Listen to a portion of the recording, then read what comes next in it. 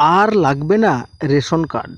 মোবাইলে এসএমএসের মাধ্যমে আসবে এবার ফুড কুপন।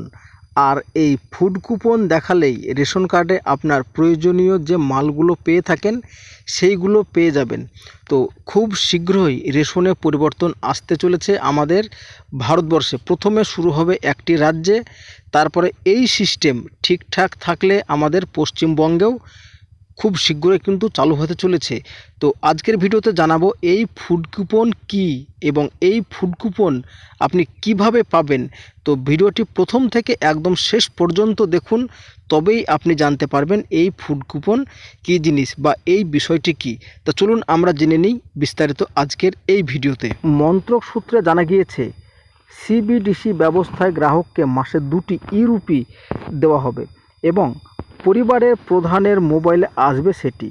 রেশন দোকানে গিয়ে সেই কুপন দেখাতে হবে এবং আধারের নাম্বারের সঙ্গে সেটি মিললে গ্রাহককে মোবাইলে আসবে ওটিপি অথবা মেলানো হবে বায়োমেট্রিকের সঙ্গে।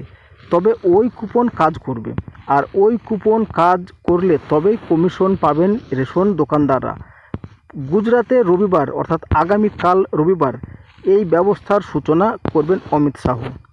গণবন্টন ব্যবস্থায় স্বচ্ছতা আনার পাশাপাশি সঠিক ব্যক্তিকেই বিনামূল্যের খাদ্যশস্য পাচ্ছে কিনা তা নিশ্চিত করতেই এই উদ্যোগ বলে খাদ্য মন্ত্রকের মত।